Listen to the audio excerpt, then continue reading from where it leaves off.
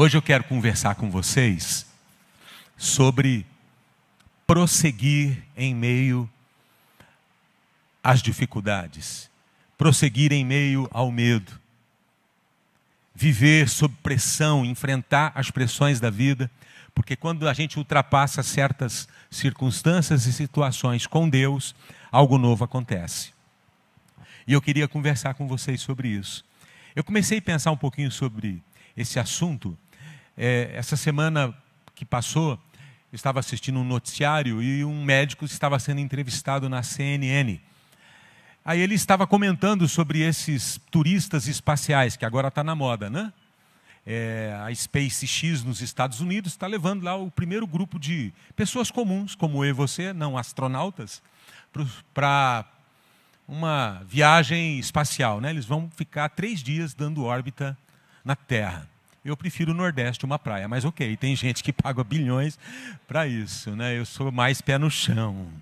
Mas, e aí o médico estava comentando os efeitos, né, de pessoas comuns irem para gravidade zero, né, ou para um lugar sem gravidade, qual o impacto disso na vida da pessoa, na saúde, você tem que ter uma série de pré-requisitos, né? Aí ele usou uma frase que me chamou a atenção: viver aqui no planeta Terra, viver na superfície da Terra, viver é estar sob pressão constantemente. Aí ele tentou explicar isso, né?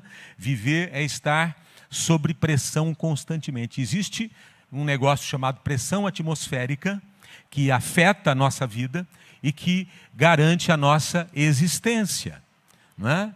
Garante a nossa existência. Do ponto de vista biológico, um dos fatores fundamentais para o nosso equilíbrio, pressão arterial, batimento cardíaco, e para que a gente esteja 12/8, né? Não é o meu caso, né? Mas 12/8, que é o ideal,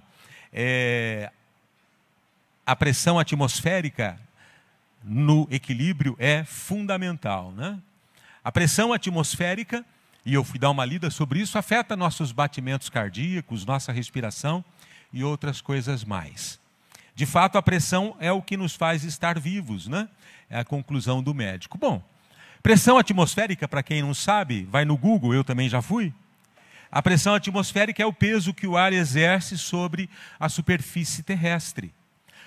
Você deve lembrar disso: quanto maior a altitude, quanto mais alto você vai, né? Menor será a pressão atmosférica, portanto, menor o nível de oxigênio e você tem dificuldade para respirar. Alguém aqui já subiu o Monte Everest? Creio que não. Mas se você deve ter visto já que para subir o Monte Everest tem toda um treinamento, e aqueles que vão atingir o pico levam oxigênio, porque lá em cima, a 8.000 e poucos metros de altitude, falta oxigênio. Existe a pressão positiva e negativa. Hoje de manhã o Nilson estava me explicando, ele é ex-bombeiro, né? Tem a pressão positiva quando você está indo para lugares mais altos, e a pressão negativa quando você desce e vai trabalhar numa mina, por exemplo, num lugar de profundidade, né? Mas aqui, nessa região, nesse relevo, nesse lugar onde estamos, existe uma pressão que é fundamental. Desse ponto de vista, então, a conclusão óbvia é que viver sob certa pressão faz bem à saúde. Do ponto de vista biológico, viver sob certa pressão é fundamental para a nossa existência. Você já deve ter ouvido também de alguns profissionais de educação física, não é? Tentando convencer você a esforçar-se um pouco mais para ganhar força, para ganhar musculatura, né? O Daniel está aqui, trabalha com a área de educação física, né? Você já deve ter ouvido isso, você deve ter dito isso para os seus alunos: no pain, no gain, né? Sem dor não há ganho. O cara quer te convencer a ralar mais, ele fala: sem dor não há ganho. Você está quase morrendo, e ele está tentando te animar com essa conversa fiada. E aí você sabe que para ganhar condicionamento físico, você precisa se esforçar. Seus músculos precisam ser exigidos. Há um certo esforço, é uma pressão. É uma pressão necessária para o nosso crescimento. Temos aprendido que a jornada em direção à boa saúde exige enfrentar algumas dores musculares e alguns desconfortos, né? Quem aqui pratica exercício regularmente, levanta a mão. Quem não faz nada é preguiçoso, levanta a mão. Confessa o seu pecado. Amém. Né? Você está precisando sair da cadeira aí, você tem que pegar uns pesos, você tem que fazer alguma coisa aí para melhorar isso, né? Mas existem outros tipos de pressões na vida. Tem essa pressão atmosférica, tem essa pressão do esforço físico, mas existem outros tipos de pressões, e é sobre elas que eu quero lhes falar hoje. Pressões emocionais e espirituais. Pressões que todos nós, vez ou outra, enfrentamos ao longo da nossa vida. Não gostamos muito delas, a gente procura evitar pressões emocionais ou pressões espirituais, porque elas exigem algo de nós, elas nos esticam, exigem esforço, fé e paciência. Ao longo da vida, a gente vai enfrentar situações que vão nos esticar, situações que vão nos fazer encontrar saídas, pressões, e que muitas vezes nos fazem crescer, amadurecer e nos tornarmos pessoas melhores. Enquanto a pressão atmosférica, que lhes falei há pouco, nos mantém biologicamente vivos, né? As pressões emocionais e espirituais que eventualmente enfrentamos ao longo da vida, ninguém escapa disso. Ninguém escapa de pressões, né? As pressões estão aí. Nós precisamos aprender a lidar com elas, nós precisamos aprender, às vezes, a crescer com elas, e nós precisamos aprender que, às vezes, Deus as usa para produzir algo novo. E as pressões emocionais e espirituais muitas vezes se tornam gatilhos que liberam algo novo que Deus pretende realizar em nossas vidas. Existem situações que vivemos que são gatilhos, que nos lançam para uma nova etapa, que nos tornam pessoas às vezes melhores. Pressões emocionais e espirituais. E eu quero ler com vocês sobre um momento dramático na vida de Jesus, um momento em que ele viveu a maior pressão em seus 30 e poucos anos de vida. Pressão emocional, pressão espiritual, uma pressão tão violenta que ele vai experimentar um fenômeno raríssimo apresentado pela medicina. Um fenômeno raríssimo. Mas Jesus está vivendo um momento decisivo. E aquela reunião de oração onde Jesus está, vai prepará-lo para o maior desafio da vida. Jesus vai à presença de Deus para resolver um dilema interior, para que ele pudesse avançar para o novo que Deus tinha planejado para ele. Vamos ver na Bíblia. Abra lá em Lucas, capítulo 22, verso 39. Lucas 22, verso 39.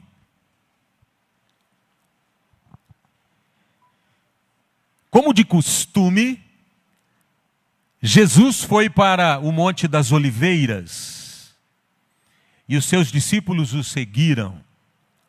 Chegando ao lugar, ele lhes disse: orem para que vocês não caiam em tentação. Ele se afastou deles a uma pequena distância, ajoelhou-se e começou a orar. Pai, se queres, afasta de mim este cálice. Contudo, não seja feita a minha vontade, mas a tua. Apareceu-lhe então um anjo do céu que o fortalecia. Estando angustiado, ele orou ainda mais intensamente, e o seu suor era como gotas de sangue que caíam no chão. Quando se levantou da oração e voltou aos discípulos, encontrou-os dormindo, dominados pela tristeza. Por que estão dormindo? Perguntou-lhes. Levantem-se e orem para que vocês não caiam em tentação. Enquanto ele ainda falava, apareceu uma multidão conduzida por Judas, um dos 12. Este se aproximou de Jesus para saudá-lo com um beijo. Senhor, eis a tua palavra, eis os pães e os peixes que eu posso oferecer ao Senhor, para que o Senhor abençoe e possa alimentar essas pessoas aqui e que nos acompanham pela internet. E que nós sejamos edificados aqui nessa noite com a ajuda do Teu Espírito Santo, em nome de Jesus. Jesus vive o momento mais dramático da sua vida nesse lugar, no Monte das Oliveiras. Mateus, o outro evangelista, você sabe, né? Mateus, João, Lucas, né? Marcos, os 4 evangelistas. Lucas, ele é um gentil, ele não é um judeu dos discípulos de Jesus, ele é o único gentil por enquanto. E ele é médico também, e como médico ele tem um olhar diferente do olhar de Mateus. Mas cada evangelista nos apresenta alguns fatos e algumas nuances que são muito interessantes. Por isso são 4 evangelhos. Jesus é uma pessoa tão espetacular que, para falar da vida dele, Deus escolheu 4 pessoas que pudessem dar um olhar diferente sobre Jesus. Lucas nos dá um olhar, Mateus nos dá outro. Mateus é mais específico do que Lucas, porque Mateus nos informa o nome do lugar para onde Jesus foi no Monte das Oliveiras. Ele diz que Jesus fora para o Getsemane. O Getsemane é um pequeno jardim que fica ao pé ou ali na base do Monte das Oliveiras. Jesus vai a esse jardim que ele frequentava. Você lembra que Lucas diz como era costume, Jesus costumava ir naquele lugar. Oração não pode ser de vez em quando, oração precisa ser um costume, porque quando você vai ter que enfrentar uma situação difícil, quero lhe dar um conselho, é bom que você esteja acostumado com a sala de oração, com o lugar de oração. Porque quando você está acostumado com o lugar da oração, vai ser não mais fácil, mas você vai poder enfrentar melhor os momentos difíceis da vida que todos nós enfrentamos. Mas esse nome Getsemane, que é o lugar era assim chamado, significa lagar de azeite. Getsemane, na língua original, é lagar de azeite. Lagar, para quem não conhece, é o lugar onde as pessoas levavam as azeitonas para pisarem e produzirem azeite, por isso lagar. Ou também onde as pessoas levavam as uvas, né, para o lagar, e aí as pessoas pisavam para produzir o quê? O vinho. Então o lagar é um lugar de espremer. O lagar é um lugar de pisar, de esmagar.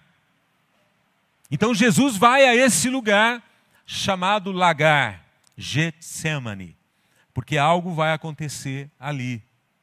É neste lugar, Getsemane, ou no lagar, que Jesus está momentos antes de ser traído por um amigo que compartilhava de sua mesa, Judas Iscariotes. Você viu no texto que Jesus, quando termina aquela oração, Judas vem e lhe dá um beijo, sinal da traição. Ele fora comprado por 30 moedas de prata. E ele disse aos algozes de Jesus: quando eu der um beijo, é aquele. Jesus está enfrentando a maior batalha emocional e espiritual de sua vida ali no Getsemane. Aquele era um momento decisivo para a sua vida e de milhões de outras pessoas. Nós. Era um momento decisivo. Era para aquele momento que Jesus veio. E Jesus, sentindo a pressão, angustiado, porque o texto diz que Jesus estava angustiado, e não era uma angústia qualquer, o texto diz isso.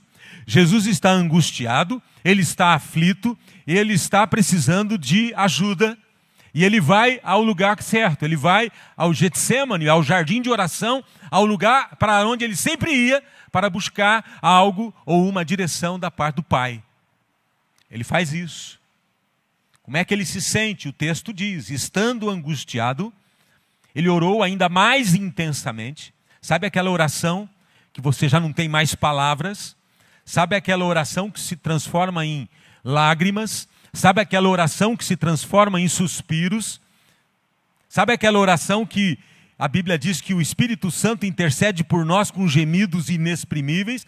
Que é quando você não sabe mais a saída, quando você não sabe mais o que fazer. É essa oração que Jesus está fazendo.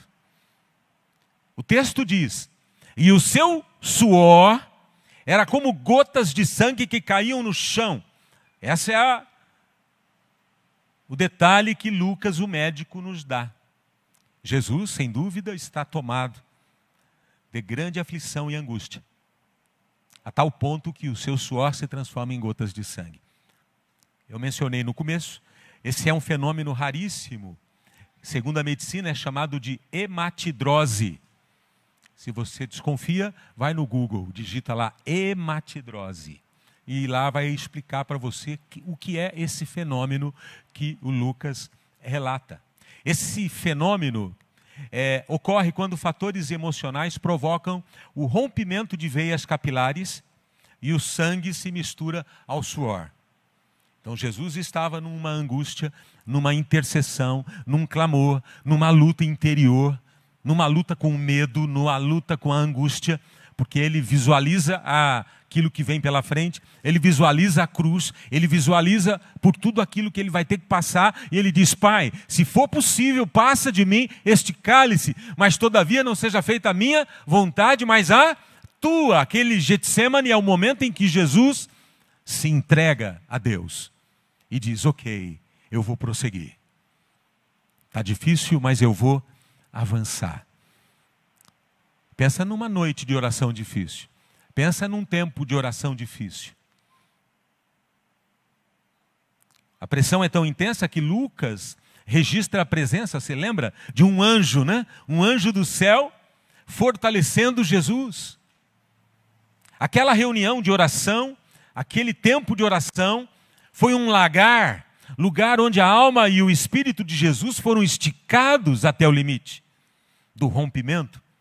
Não rompeu, mas foi esticado até o limite do rompimento. Lugar onde Jesus enfrenta o medo da morte que se avizinha. Ele precisava resolver isso. Ele precisava resolver isso. Ele foi resolver sua angústia, seu medo, na presença de Deus. Interessante que Deus estava produzindo algo novo. Não somente para Jesus, mas para todos nós. Aquele era um momento decisivo. E Jesus vai entender ali que o que estava acontecendo não era somente sobre ele, era sobre todos nós. Interessante quando alguém descobre que as coisas na vida não significam, não são apenas sobre mim, mas é sobre os outros.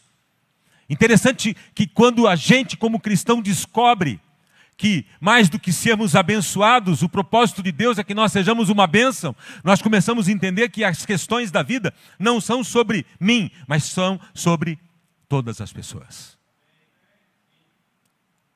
O que Deus quer produzir em mim e em você tem um propósito de abençoar outras pessoas.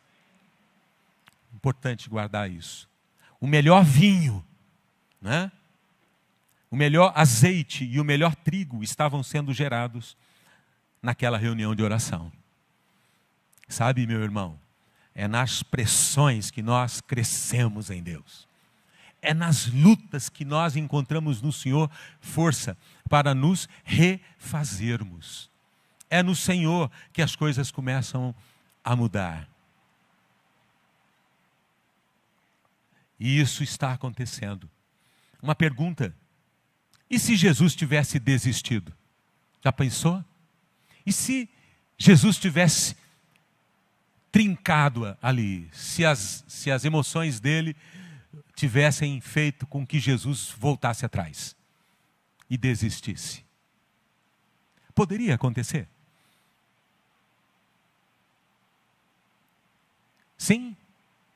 A Bíblia diz que Jesus era um homem como eu e você, sujeito às mesmas tentações e fraquezas. E quando o texto diz que Jesus estava angustiado, é porque ele estava angustiado. E ele está ali, debaixo de grande pressão, e ele poderia ter desistido. E se ele sucumbisse diante do medo, e se ele não suportasse a pressão, não haveria igreja, não haveria salvação, não haveria bênçãos sem fim liberadas sobre toda a humanidade. Mas graças a Deus, Jesus não desistiu. Amém? Ele foi além do medo. Ele foi além da pressão. Ele encarou a circunstância difícil e falou: vou prosseguir. Porque não é sobre mim, é sobre os filhos de Deus. Porque não é só o meu bem-estar, é o bem-estar de milhões e milhões de pessoas que ainda vão nascer. É por eles que eu vou até o final. Sabe, meu irmão, é preciso entender que nem tudo gira ao nosso redor. Nós não somos o centro do universo. Deus é o centro do universo. Você está aqui porque há um propósito de Deus através da sua vida. Não é sobre você, não. Deus quer te usar para fazer alguma coisa nessa vida. Para abençoar pessoas. Para ir lá no lar Santa Filomena. Para pegar alguém que não tem condições e levar para o salão de beleza e falou, deixa ela linda, porque ela é uma filha de Deus. Botou um vestido bonito, falou, vamos lá. Foi a noite mais feliz da mulher. Outra mulher veio, sofrida, com muita luta. A hora que estava indo embora, caiu um vaso de flores que estava ali, ela foi ajudar a pegar as flores que tinham caído. A irmã que estava cuidando ali da recepção, pegou uma flor e deu nas mãos dela. E falou, essa flor é para você. E aí deu um abraço nela, um abraço espiritual. E a mulher sentiu como nunca tinha sentido na vida o amor de Deus. Deus se preocupa comigo. Mandou um testemunho, falou, olha, aquela irmã que me deu aquela flor e me deu um abraço, eu nunca senti tanto amor na minha vida. Fala para ela lá, que eu nem sei quem é. Mandou a foto dela segurando a flor na casa. Não é sobre nós, irmão. É sobre vidas que precisam da igreja de Jesus. Não é? É sobre pessoas. Jesus reuniu todas as forças naquele momento difícil e diz, Pai, se queres, afasta de mim este cálice. Contudo, não seja feita a minha vontade, mas a tua. Filipenses capítulo 2, verso 6, diz assim, alguns acham, mas ele era Jesus, né? Ele era Jesus, ele encarou isso aí brincando. Você está enganado. Não foi fácil para Jesus o caminho da cruz. Lucas mostrou isso. Paulo vai dizer em Filipenses capítulo 2, que está falando de Jesus, né? Embora Jesus, sendo Deus, não considerou que o ser igual a Deus era algo a que devia apegar-se. Jesus não se agarrou à sua posição divina, mas esvaziou-se a si mesmo, vindo a ser servo, tornando-se semelhante aos homens. Pode pôr o próximo. Não vai conseguir agora, né? Tornando-se semelhante aos homens. Importante você entender que Jesus, quando vem do céu para a terra, ele se faz homem. E sendo encontrado em forma humana, humilhou-se a si mesmo e foi obediente até a morte, e morte de cruz. Então, toda essa luta que Jesus passou, ele passou como homem, sujeito às mesmas tentações e fraquezas que todos nós. Eu chamo esse Getsemane de antessala da crucificação. É como se Jesus estivesse ali se preparando para o que vem depois. E Jesus se levanta daquela antessala da crucificação, ele recebe o beijo e a partir dali, você vai seguindo a Bíblia, é o caminho da morte. Ele vai até o Gólgota, ou ao Monte Caveira, e ele vai ser crucificado. Vão colocar na cabeça dele uma coroa de espinhos, vão chicoteá-lo, vão humilhá-lo, vão cuspir nele. Mas Jesus enfrentou tudo isso como uma ovelha muda que vai para o matadouro. E onde é que Jesus encontrou força? Onde é que Jesus encontrou firmeza para enfrentar toda essa jornada? No Getsemane, quando ele, na presença de Deus, ele resolveu a situação. Ele sai do Getsemane e ele vai agora enfrentar a dor física, a humilhação pública, porque antes ele esteve na presença de Deus. E nada disso o desanimou, porque agora ele sabia quem ele era e qual era o propósito da sua vida. Ali, nessa antessala, Jesus encara seus medos, suas dúvidas, em oração, na presença do Pai, ele encara e vence, saindo daquele lagar fortalecido, pronto para o seu destino. Já disse no começo e repito, o vinho e o azeite são produzidos no lagar, são pisados no lagar, enquanto o trigo, que nós vamos celebrar a ceia daqui a pouco, é moído para que possamos obter o pão. Eu acho tudo isso uma metáfora poderosa da obra realizada por Jesus na cruz do Calvário. Sabe, meu irmão, a salvação é de graça, mas custou muito caro para Deus, para Jesus. Efésios 2:8 diz que nós somos salvos pela graça, não pelo nosso mérito, pela graça de Deus. Mas a salvação, embora seja pela graça, não quer dizer que não tenha valor, que não tenha custado algo para Jesus. O sangue derramado, ilustrado pelo vinho da ceia, o seu corpo partido, representado pelo pão que nós comemos, e o azeite como figura do Espírito Santo derramado sobre nossas vidas. Jesus vai ao lagar, olha nos olhos da morte, seu suor se torna gotas de sangue caindo sobre a terra. Lagar, Jesus vai ser moído, esmagado, para produzir algo novo.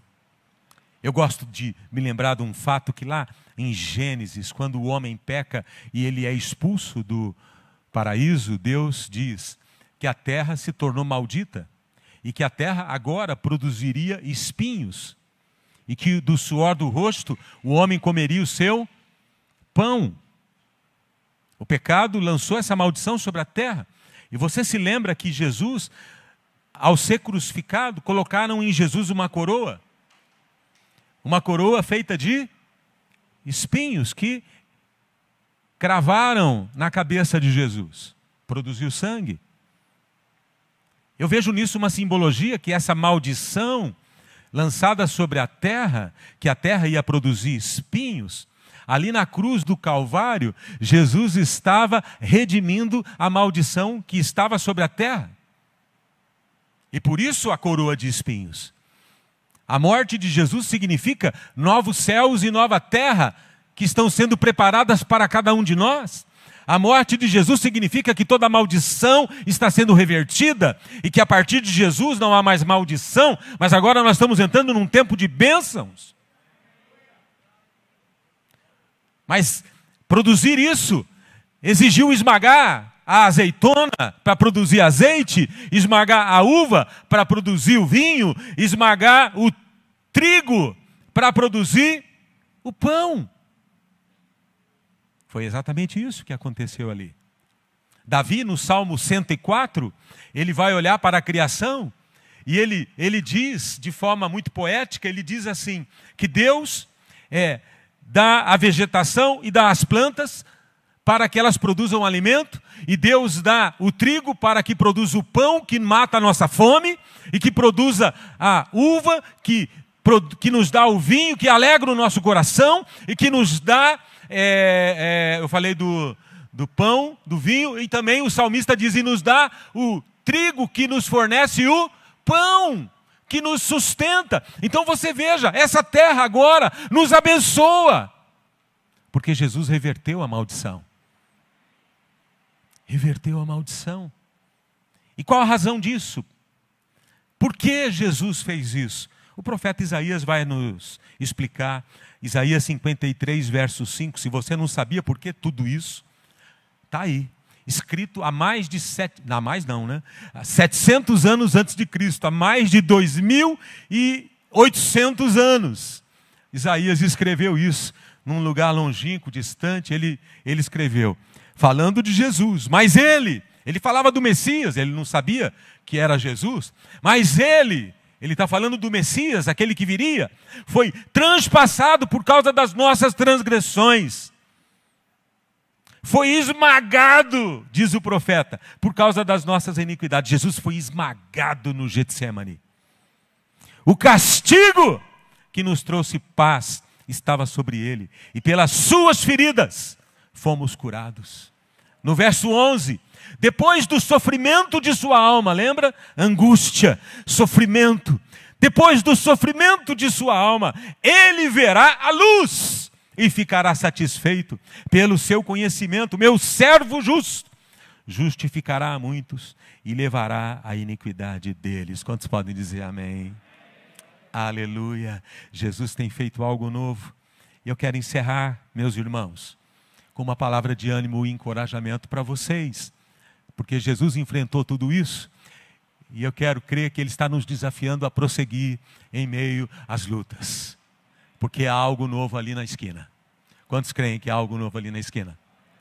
Quero liberar aqui hoje, quando você voltar para sua casa, ali na esquina, tem uma bênção para você. Amém? Quando você abrir a porta da tua casa, tem uma bênção para você. Amém?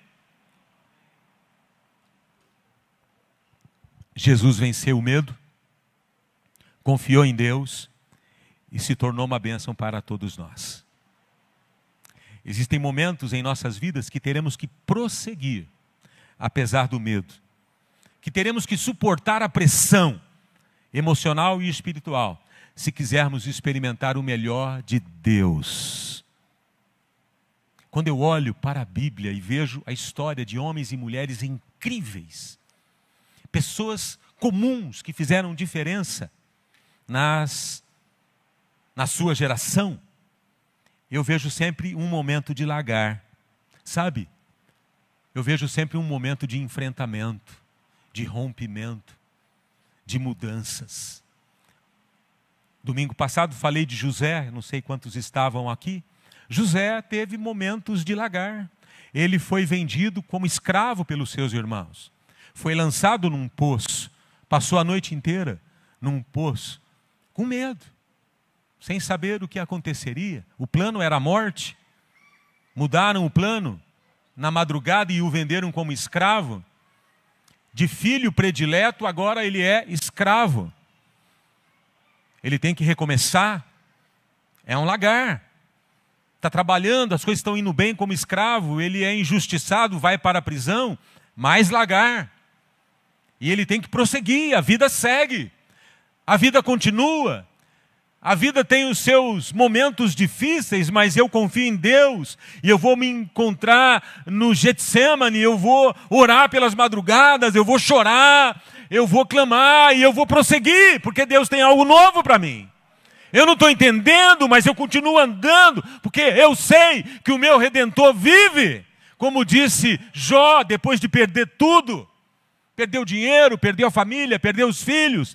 E a mulher disse, amaldiçoa o teu Deus e morre. E Jó disse para ela, você está falando como uma louca. Não é sobre mim. Deus tem algo para fazer. E eu sei que o meu Redentor está vivo e que Ele vai se levantar. E a Bíblia diz, se você ler o último capítulo, Deus restituiu em dobro. A vida é assim. Nós precisamos ser daqueles que não desistem de viver e de confiar em Deus. Deus está buscando pessoas assim. Se queremos voar, a exemplo da borboleta, teremos que romper com o casulo. Você sabe, né? A história da metamorfose. O gafanhoto. Como é que chama aquele bicho? Lagarta. Segundo o culto, você fica meio bobo assim.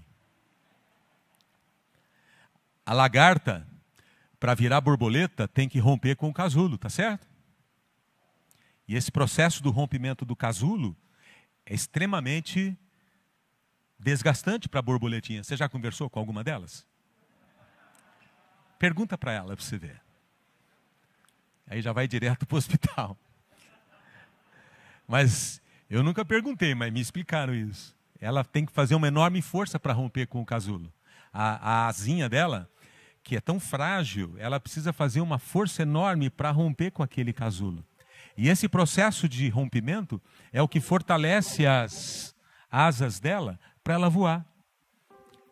Me disseram, né? Não sei se é verdade, mas eu acredito na pessoa que me disse, que se você ficar com dó da borboletinha, e você vai lá e vê ela fazendo aquele esforço, e você rompe o casulo para ela, ela vai tentar voar e Porque não tem força para voar. Mas você não vai morrer como uma lagarta que só destrói a plantação. Você vai ser uma borboleta que vai polinizar e abençoar a terra, né? Nós somos assim. Nós somos assim, pessoas que nascem para abençoar. Eu já fui lagarta, agora eu estou voando em Deus, amém? Eu ia falar, eu já fui lagarta, agora eu sou borboleta, mas fica esquisito, né? Fica estranho, né, borboleta? Mas vocês estão entendendo, né? Você também já foi lagarto, hoje você é uma ovelha, né? É uma ovelha.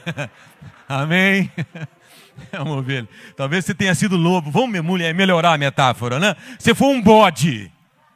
E agora você é um lobo. Amém? Oh! Está amarrado em nome de Jesus. Você é um bode, você é um lobo, não. É lobo porque eu conto a história para minha netinha Laura de lobo mau quase todo dia. Ela só gosta dessa história. Eu não sei o que acontece com a Laura. Vô, lobo mau. Aí o lobo mau come a vovozinha. Eu falo, mas está muito ruim essa história. Depois abre o lobo mau e tira a vovozinha de dentro. É um horror a história. História para criança, dizem. Não sei que criança que é. Eu já mudei toda a história, porque fica estranho contar daquele jeito.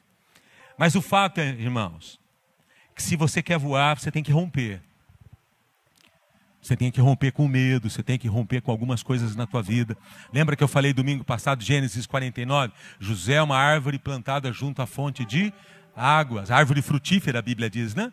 E os seus ramos, né, os seus galhos, passam por cima dos muros. Eu acho isso lindo demais. Eu e você somos pessoas que vamos passar por cima dos muros e vamos tocar a cidade, vamos abençoar vidas, vamos abençoar pessoas. Já parou para pensar nisso? Deus quer levantar essa igreja, INJ na Jacinto. Nós somos os confins da terra, amém, meus irmãos? É? Nós vamos passar e nós vamos alcançar lugares pela glória e pelo poder de Deus. Deus quer usar a sua vida. Deus quer abençoar a sua vida. Ontem, no encontro das mulheres, eu queria muito ter vindo ontem, porque eu queria ouvir a mensagem. Mas não pude, porque eu tinha um outro compromisso. Mas ontem, no encontro das mulheres, a Márcia compartilhou sobre um IP. Eu acho demais isso. Eu tentei copiar essa mensagem da Márcia várias vezes, ela não deixou. Mas eu vou falar hoje dela, porque ela já pregou, ela falou, agora você pode falar. Esse IP amarelo aí, coisa linda, né? A cidade aí é Porto Velho, lá em Rondônia. E esse IP, nessa cidade, né? Você percebe que é um lugar de periferia, mas eles usavam árvores cortadas para iluminação. Isso há muitos anos atrás, né? Não agora, muitos anos atrás.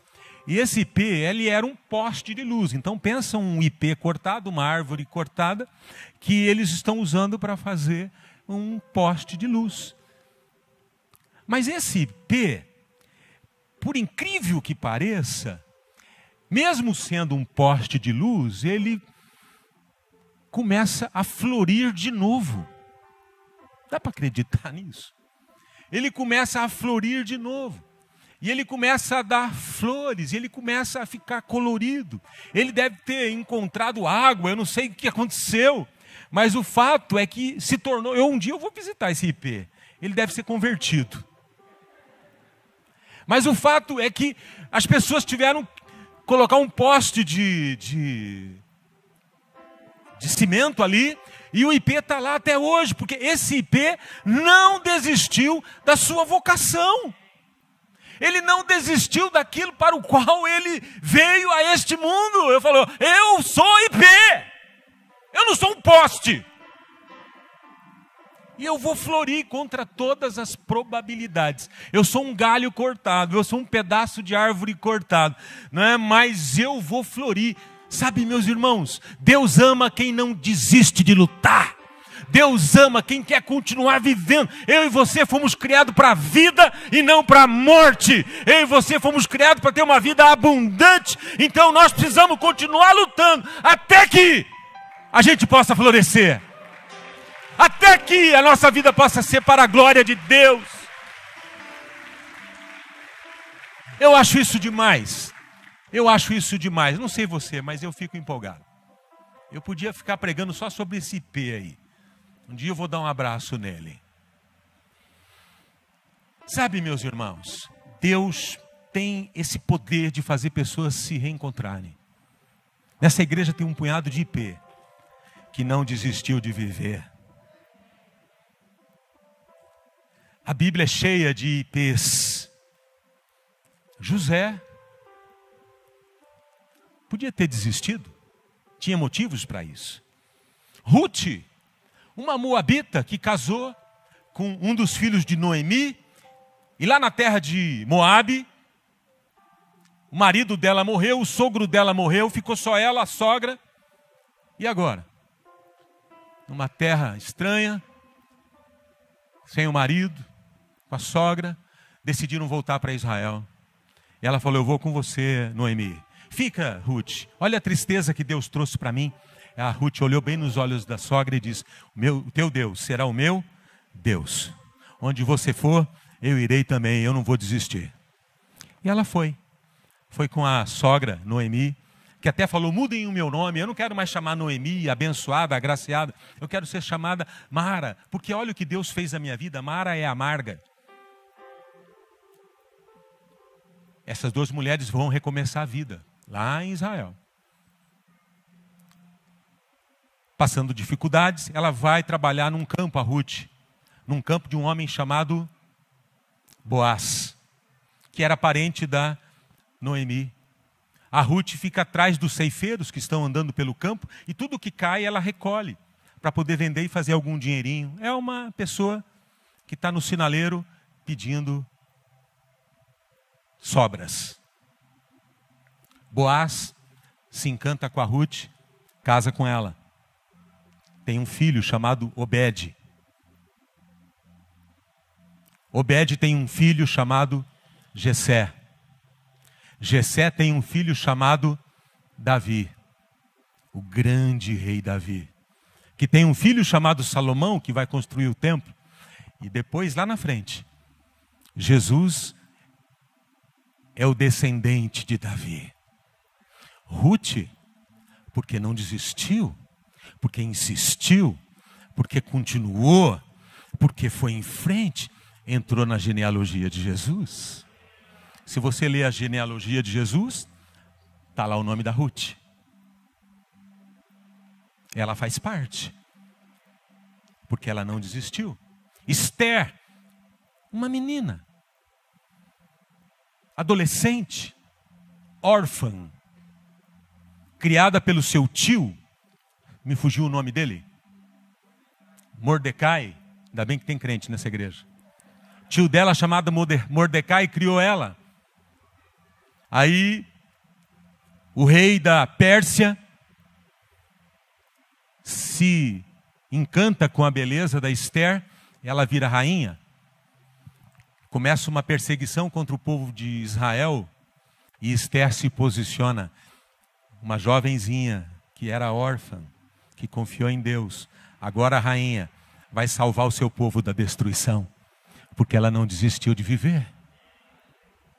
A Bíblia é cheia de histórias. Gideão, um jovem que morava em Israel, estava malhando trigo no lagar. Malhando trigo no lagar. Lagar é lugar de uva e azeitona. É um lugar que fica na sombra. É um lugar que fica escondido. Ele está malhando o trigo não na eira, que é o lugar correto, que é um campo aberto para o farelo ir embora, mas ele está escondido porque ele está com medo dos midianitas que atacavam a terra dele sempre, todo ano na época da colheita. Ele está lá escondido e o anjo vem até ele e diz assim: o Senhor é contigo, homem valente. Gideão falou: é você. Gideão estava fazendo alguma coisa, não estava? Pelo menos estava fazendo alguma coisa. Sabe, Deus levanta pessoas para fazer diferença. Deus tira o melhor da gente. Deus quer tirar o melhor da sua vida. Deus quer tirar o melhor da sua vida.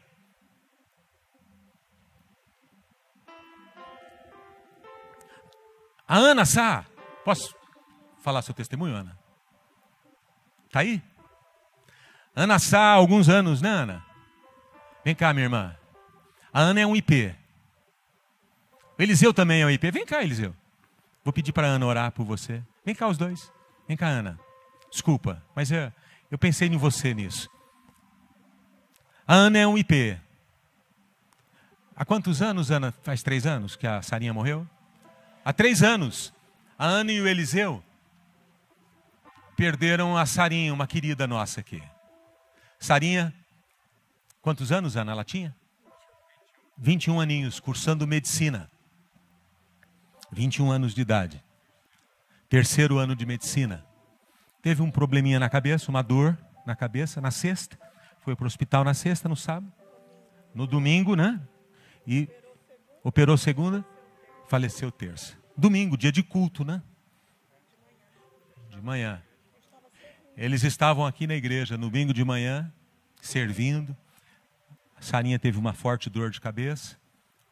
Foi para o hospital, operou na segunda, faleceu na terça.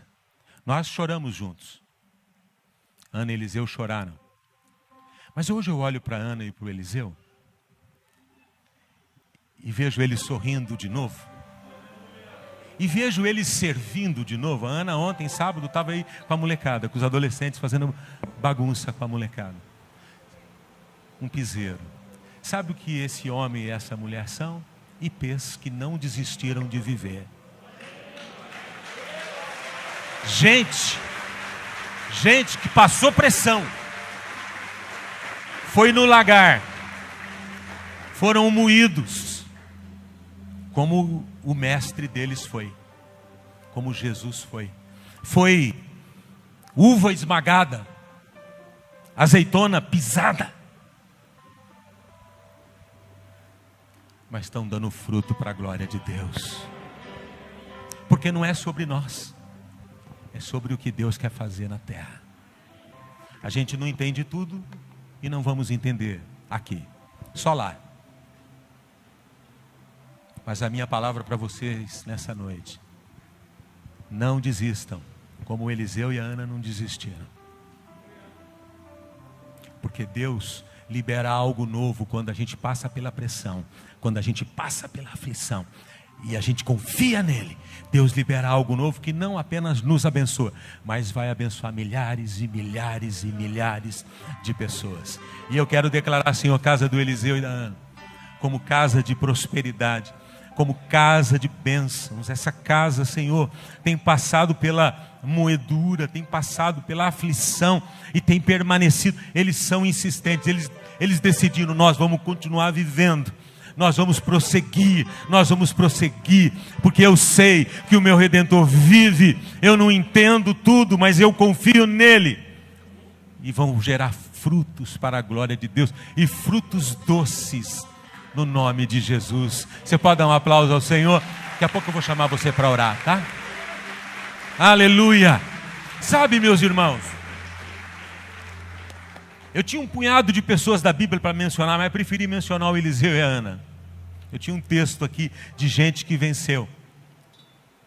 E a palavra do Senhor para mim e para você hoje: é tempo de enfrentar nossos medos, de romper com os nossos casulos, de saltar sobre os muros e avançar para a glória de Deus.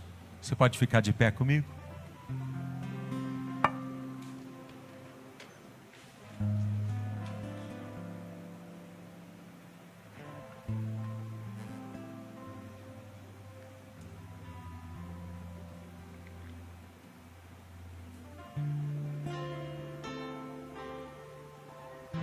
Espírito Santo, espero que o Espírito Santo tenha falado com você.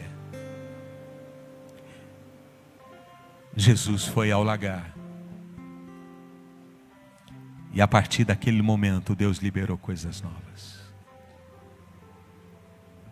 Mencionei tantas pessoas aqui que venceram lutas e prosseguiram. Mencionei um casal aqui. A pergunta é: com quem Deus pode contar neste lugar? Com quem Deus pode contar para fazer diferença nesta geração? Quem está disposto a prosseguir, a se envolver naquilo que Deus está fazendo, a romper com o casulo, a romper com o medo, a romper com a angústia. Eu não sei qual a situação que você está, mas nessa noite Deus está te convidando, meu filho, minha filha, prossiga. Prossiga. Paulo disse em Filipenses capítulo 3, uma coisa faço, esquecendo-me das coisas que ficaram para trás. Eu acho demais esse conselho. Esquecendo-me das coisas que ficaram para trás e avançando para as que estão adiante, prossigo para o alvo, a fim de ganhar o prêmio do chamado celestial de Deus em Cristo Jesus. Eu prossigo para o alvo. Você pode dizer comigo, eu prosseguirei. Eu não vou desistir. Fala com teu Deus por um instante. Fala, eu não vou desistir da minha vocação. Eu não vou desistir do propósito de Deus para a minha vida. Não é sobre mim mesmo, é sobre Deus e o seu reino. Sabe, queridos, a gente vive às vezes vidas tão egoístas. A gente vive vidas às vezes tão autocentradas. A gente está sempre tão preocupado conosco, tão preocupados com o nosso futuro, tão preocupado com as nossas coisas. Mas nessa noite o Espírito Santo está dizendo, não é sobre você, é sobre Deus e o seu reino, e o quanto você está afim de viver isso. O quanto você está afim de viver a vontade e o plano de Deus para a sua vida. Apesar de tudo. Apesar da angústia, apesar do medo. Eu disse pelo culto da manhã que coragem não é a ausência de medo, mas coragem é prosseguir, avançar, apesar do medo, da angústia. Nós vamos cantar uma música que nos traz uma lembrança muito bonita. Sabe, esse IP foi uma árvore cortada. Mas tem uma música que diz algo muito lindo, que mesmo um galho seco, mesmo uma árvore cortada, pode dar fruto de novo, ao cheiro das águas. Há esperança para você. Há esperança para o ferido, como árvore cortado, marcado pela dor. Ainda que na terra envelheça a raiz e no chão abandonado seu tronco morrer.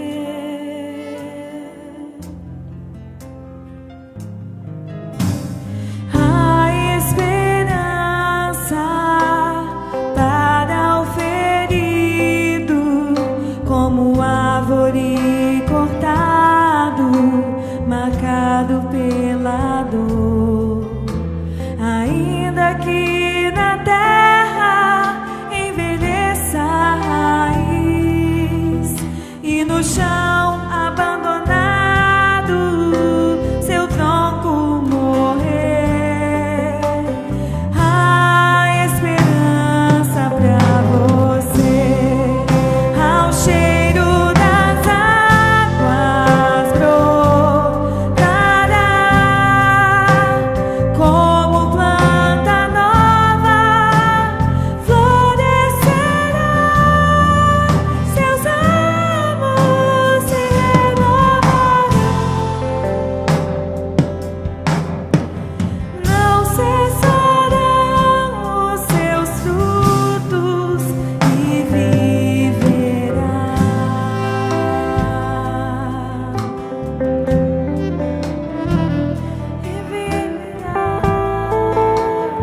Esse é um momento de cura, meus irmãos. As águas vão tocar você.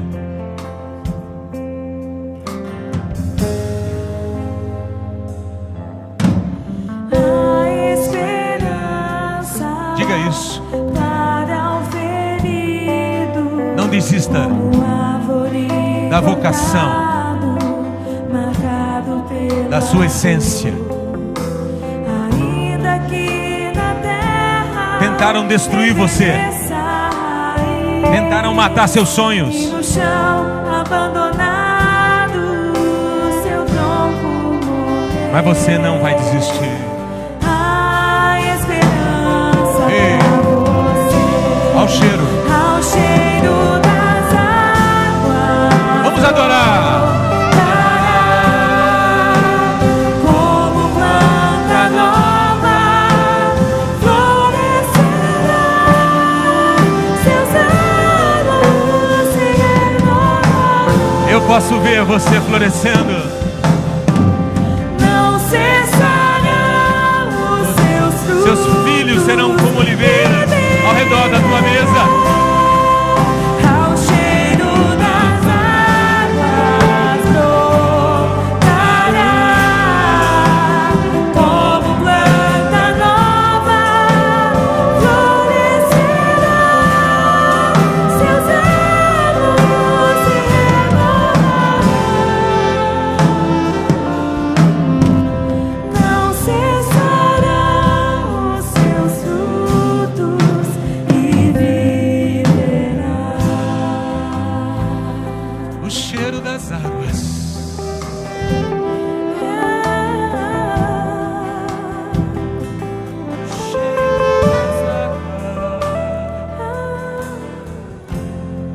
Ao cheiro das águas. Existe um rio, Senhor,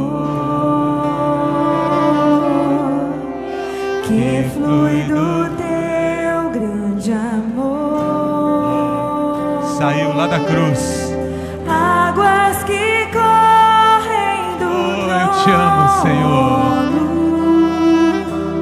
Águas que curam, que limpam. Meu Deus. Libera, Senhor. Por onde o rio passar, Eu declaro isso sobre sua vida hoje. tudo vai transformar, pois leva a vida do próprio Deus. Esse rio está nesse lugar.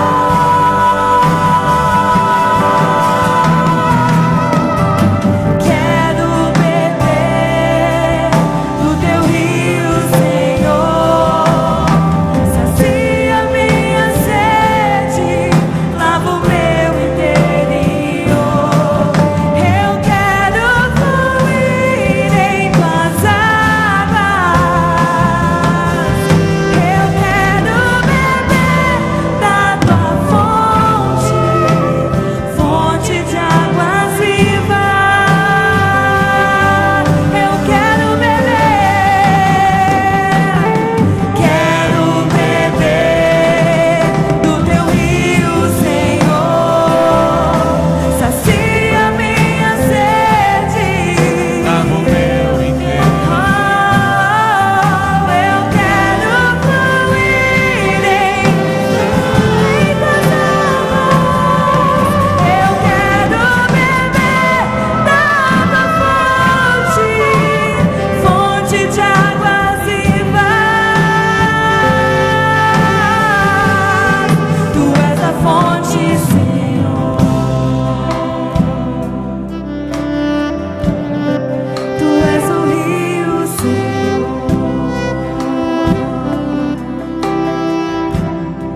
Tu és a fonte, Senhor.